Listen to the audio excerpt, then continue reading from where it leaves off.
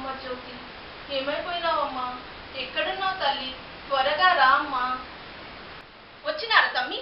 తెచ్చినారా చెల్లిని? ఎక్కడ్రారా చెల్లి? త్వరగా చెప్పండి రా.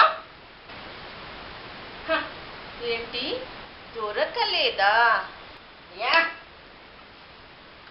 రేయ్, వాడు నా ఎదురుగా వచ్చి నా కళ్ళల్లోకి సూటిగా చూసి నా తల కావాలన్నా నరుక్కోమని సంతోషంగా తల వంచేదానిరా.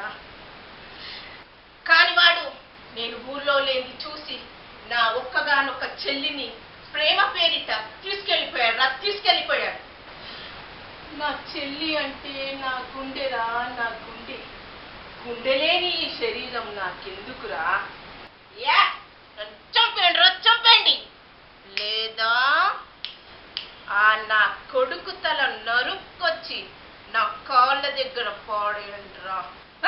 వెళ్ళండి. బతుకమ్మ కోట్లాది మంది తెలంగాణ ప్రజల పెద్ద పండగ.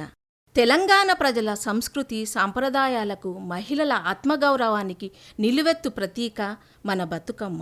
ఒక్కో పువ్వుని పేర్చి మనసులో దాగి ఉన్న ప్రేమని, గౌరవాన్ని, అభిమానాన్ని రంగరించి అపురూపంగా తయారు చేసేదే బతుకమ్మ. బతుకమ్మ అంటే ఒక పండుగ మాత్రమే కాదు, కోట్లాది మంది తెలంగాణ ప్రజల బతుక్కి ఒక భరోసా.